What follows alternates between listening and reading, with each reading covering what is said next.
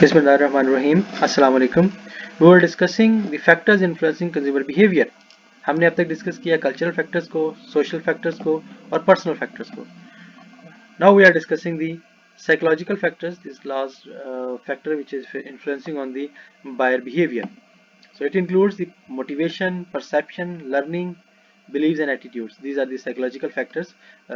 Psychology के subject में आपने इन फैक्टर्स को डिस्कस किया होगा। हम वन बाय वन इनको डिस्कस करते हैं। The first factor is motivation. What motivation is? Motivation is coming from the motive. And what motive is? Motive means drive, a need that is sufficiently pressing to direct the persons to seek satisfaction of the need. तो वो factors जो एक individual को influence कर रहे होते हैं कि वो अपनी नीड को सेटिस्फाई करें, that is known as motive, और ultimately this is lead towards the motivation. So आपको प्यास लगी है, आपके जो इंटरनल स्टिमुलाइज हैं वो आपको इन्फोर्स करते हैं कि you have to drink something, like you have to drink water और जूस। तो ये इंटरनल स्टिमुलाइज हैं। ऐसे ही आपके सब एक्सटर्नल स्टिमुलाइज होते हैं जो कि आपको इन्फ्लुएंस करते हैं to act something, like it's 12, sometimes the people are having lunch at 2 PM। ठीक है, आप ऐसे आपने नाश्ता लेट भी किया है, लेकिन जैसे ही 2 बजते हैं तो आपको भूख लगना स्टार्ट हो जाती है, क्योंकि आपने टाइम देखा 2 बज गए हैं। That is your external stimuli जिसने आपको इन्फोर्स किया कि 2 बजे आप लंच करते हैं, तो आपको ऑटोमेटिकली भूख लगना स्टार्ट हो जाती है। ठीक है, सो दीज आर, ऐसे ही आप ड्राइव कर रहे हैं, आपको KFC या पिज़्ज़ा या मैकडॉनल्ड्स का बोर्ड नजर आता है तो ऑटोमेटिकली आपको भूख लगना स्टार्ट हो जाती है। ठीक है, ऐसे ही आप कहीं किसी होटल के पास गुजर रहे हैं, उसकी अरोमा आई है, आपको भूख लगना स्टार्ट हो गया। These are external motives which are influencing you to take some actions. तो Sigmund Freud has identifies some theories of motivation. Also, the Abraham Maslow also identified the theory of motivation. So, दो theories की यहाँ पर बात की गई है। Sigmund Freud assumes that the people are largely unconscious about the real psychological forces shaping their behavior. तो Sigmund friend के मुताबिक जो भी आप बिहेवियर शो करवा रहे होते हैं वो अनकॉन्शियसली आप कर रहे होते हैं because of the external stimulise. So he saw the person as growing up and pressing many urges. These urges are never eliminated or under perfect control, so they emerge in dreams, in sleep of tongue, is neurotics or obsessive behaviors, and ultimately in psychosis. So individuals which एक individual जब भी कोई behaviour show करवा रहा होता है तो वो बिहेवियर उसके अनकॉन्शियस के अंदर जो स्टिमुलाइज हैं, वो सब कॉन्शियस के अंदर जो स्टिमुलाइज हैं वो ही इफेक्ट कर रहे होते हैं, और वो अल्टीमेटली आउटर वर्ड से वो स्टिमुलाई कैच करता है और उस पर्सन को इन्फ्लुएंस करता है स्पेसिफिक बिहेवियर जनरेट करने में। तो Freud theory suggest that the person buying behaviours are affected by the subconscious motives that even the buyer may not fully understand. तो बायर को खुद भी नहीं पता होता है कि वो जो बिहेवियर जनरेट कर रहा है, जो भी एक्शंस ले रहा है वो खुद से ले रहा है या कोई सबकॉन्शियस एक्टिविटीज उसके ऊपर इन्वॉल्व हो रही हैं। सो इसकी थ्योरी के ऊपर बहुत सारे क्रिटिसिज्म भी आए। साइकोलॉजी की आप बुक लें तो उसमें आपको सिगमंड फ्रेड की फुल थ्योरी और इस पे आने वाले जो क्रिटिसिज्म है वो आपको देखने में मिलेंगे। सेकंड थ्योरी है अब्राहम मैस्लो की motivation theory. Theory of motivation में Abraham Maslow has identified the hierarchy of need. This is the Maslow's hierarchy of need, figure 5.4 में आप देख सकते हैं। तो he has categorized the needs into 5 different categories के preferences wise human जो है वो डिफरेंट नीड्स को अडॉप्ट करता है। ठीक है, तो उसने स्टेप्स बना दिए हैं कि पहले कौन सी नीड को सेटिस्फाई करेगा, फिर कौन सी नीड को, फिर कौन सी नीड को। तो he has identified the 5 different needs, the physiological needs, safety need, social need, esteem need and self actualization. तो मैस्लो के नज़दीक सबसे पहले ह्यूमन जो है वो अपनी फिजियोलॉजिकल नीड को सेटिस्फाई करता है। Physiological needs are the basic needs of the human, like hunger and thirst. और बहुत सारे जो है वो इंडिविजुअल्स जो है वो अपनी बेसिक नीड को सेटिस्फाई करने में लगे हुए होते हैं। तो हमारे यहाँ पॉलिटिशियंस जो हैं वो इस नीड को यूटिलाइज करते हैं और लोगों को अट्रैक्ट करते हैं अपनी तरफ के। We are basically working on the physiological needs like रोटी, कपड़ा और मकान। ठीक है, तो रोटी और कपड़ा जो है वो आपकी जो बेसिक नीड्स के अंदर आ जाती हैं। तो आपकी बेसिक नीड्स को सेटिस्फाई करना एक ह्यूमन के लिए बहुत ज़्यादा ज़रूरी है। कभी भी ह्यूमन जो है वो अपनी अपर लेवल नीड के ऊपर नहीं मूव करेगा जब तक कि उसने अपनी बेसिक नीड को सेटिस्फाई ना कर लिया हो। ठीक है। तो जब उसकी बेसिक नीड, उसकी भूख खत्म हो जाएगी, प्यास खत्म हो जाएगी, तो फिर अगले लेवल पे आएगा, वो है सेफ्टी नीड।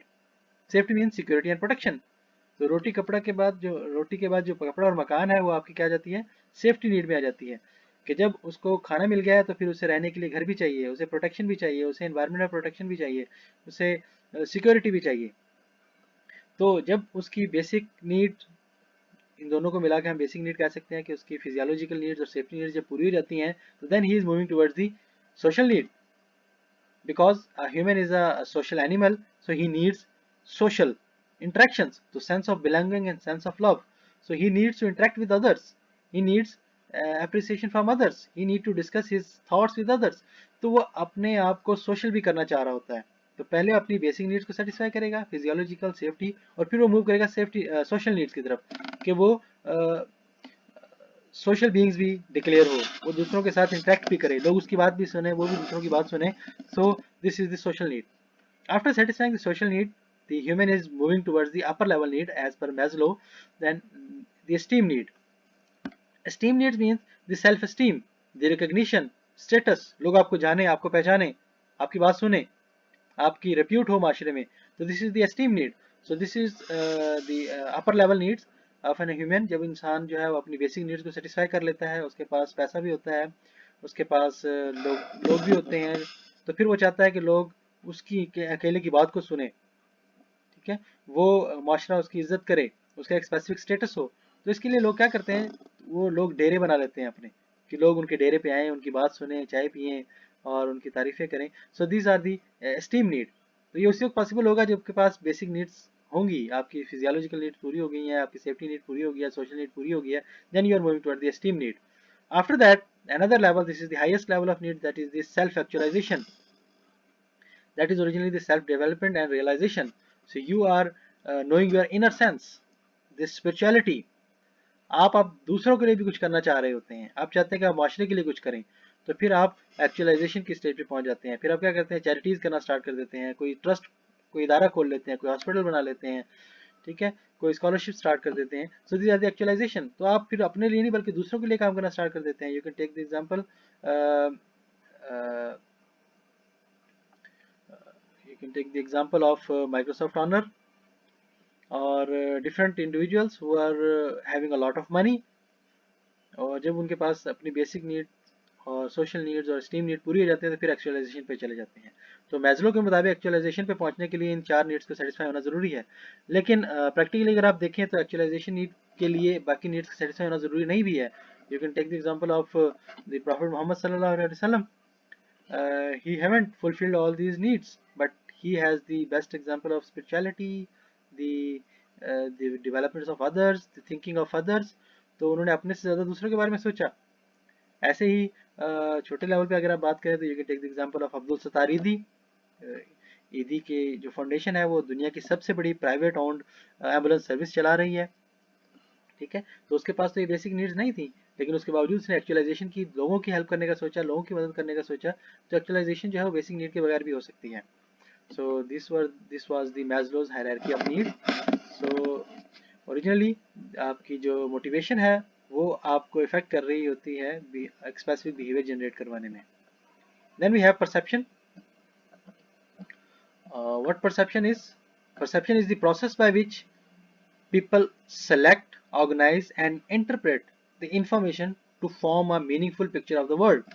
तो आप दूसरों के behaviors को या दुनिया को कैसे देख रहे हैं, that is typically depending on your knowledge, how you are interpreting the information.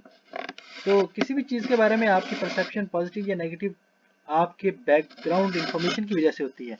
अक्सर आपने देखा होगा कि चाइनीज़ प्रोडक्ट को बुरा कंसीडर किया जाता है, लो क्वालिटी कंसीडर किया जाता है, बिकॉज आपकी परसेप्शन ऐसी डेवलप हो चुकी है, आपका प्रीवियस बिहेवियर ऐसा डेवलप हो चुका है, आपका जो एक्सपीरियंस है वो ऐसा डेवलप हो चुका है कि with the passage of time आपने एक चीज़ को लर्न कर लिया है कि आप चाइनीज़ कोई भी प्रोडक्ट खरीदेंगे तो उसकी क्वालिटी लो होगी, ठीक है। तो वो आपकी एक माइंड मैपिंग हो चुकी है because of your historical events.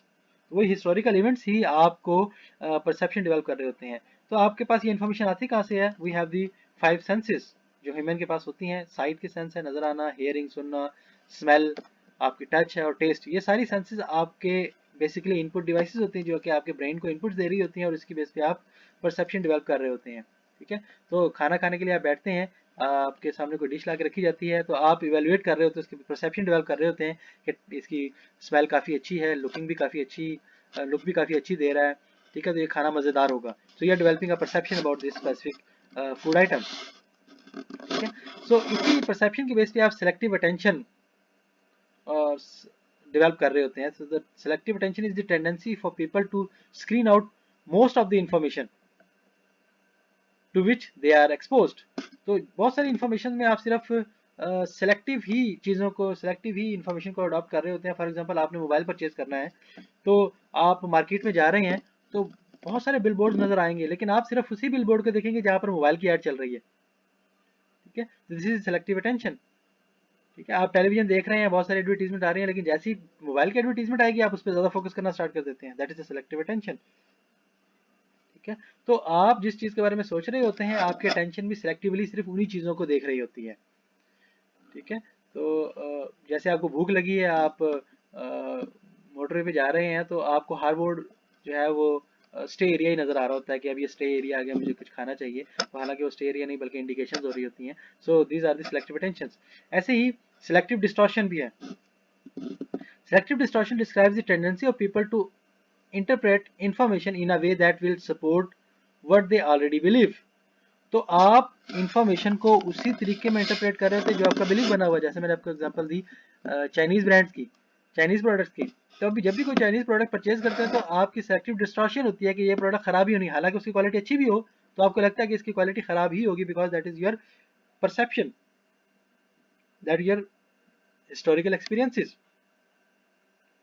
So people also will forget much of what they learn. तो हालांकि उसकी प्रोडक्ट की क्वालिटी अच्छी होगी, तो भी आप उसको जो है वो पुअर क्वालिटी कंसीडर कर रहे होते हैं। Then we have the selective retention. Selective retention means that the consumers are likely to remember good points made about a brand they favor and forget the good points that there is a competing brand. तो आप selective retention रखते हैं अपनी favourable item से relevant, और जो चीज़ें आपको पसंद नहीं होती उनकी अच्छे आइटम्स को आप भूल जाते हैं, उनके अच्छे पॉइंट्स को आप भूल जाते हैं। ठीक है, तो आप इग्नोरेंट बिहेवियर शो करवा रहे होते हैं। That is a selective retention, कि आपको जो चीज़ अच्छी लगती है उसके पॉजिटिव चीज़ें नजर आती हैं, और जो आपको पसंद नहीं है उसकी नेगेटिव चीज़ें आपको नजर आ रही होती हैं। So this is the selective retention. Then we have one subliminal advertising concept as well. So ये असल में एक प्रोग्राम लॉन्च किया गया था कि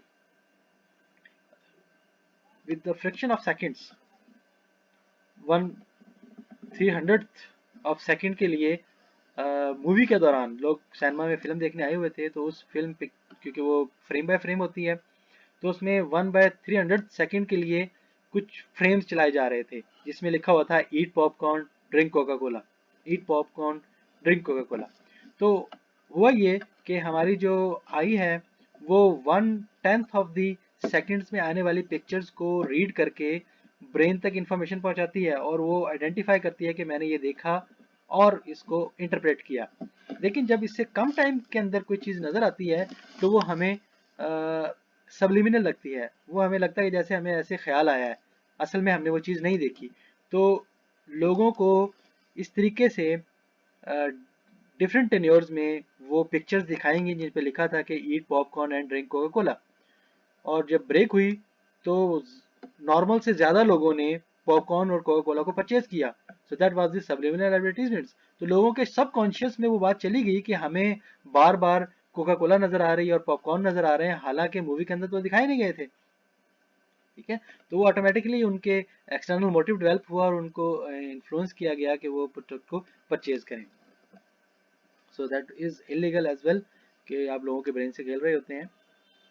then we have learning. Learning is change in the individual's behavior arising from experiences, or relatively permanent change in behavior is known as learning. So whenever you are doing something, you are repeating something, that is part of learning, and that is driving some stimuli, cues, responses and reinforcements. तो आप बार बार एक चीज़ को perform करके लोगों को सिखा रहे होते हैं, ठीक है। तो जब आप किसी चीज़ की ट्रेनिंग लेने जाते हैं तो उसमें भी आपको लर्निंग प्रोवाइड जाती है। आप क्लासेस में आते हैं, आप ऑनलाइन लेक्चर ले रहे हैं, this is a part of learning. So what they are focusing on, they are enforcing you to learn something or change, provide a change in your behaviors. So that are driving towards the stimuli objects. तो जब आपके stimuli object आपको enforce कर रहे होते हैं, आपको reinforce कर रहे होते हैं, तो ऑटोमेटिकली आप वो जो एक्शन है वो परफॉर्म करना स्टार्ट कर देते हैं।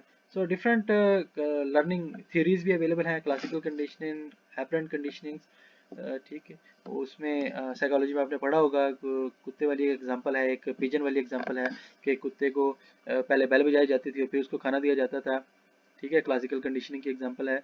फिर ऐसा एक वक्त ऐसा है कि जैसे ही बेल बजाई जाती थी तो कुत्ते के मुंह से सलाइवा निकलना स्टार्ट हो जाता था, कि उसे पता चल जाता था कि अब मुझे खाना मिलेगा। तो this is the conditioning learning, ठीक है।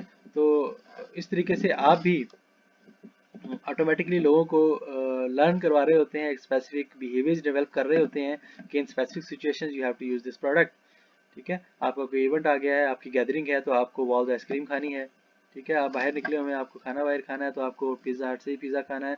तो they are developing different type of learning behaviours in the consumers which are affecting their buy behaviours. Then we have beliefs and attitudes. What the beliefs and attitudes are? Beliefs are descriptive thought that a person hold about something.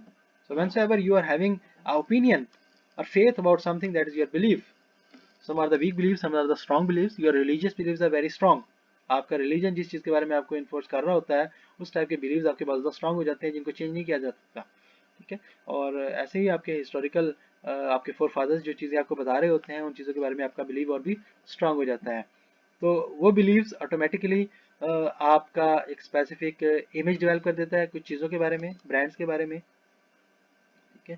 तो जैसे एक image develop हो गया है कि जो Unilever की product होगी वो एक क्वालिटी प्रोडक्ट होगी, या एप्पल की कोई प्रोडक्ट है तो वो क्वालिटी प्रोडक्ट होगी, दैट इज योर बिलीव।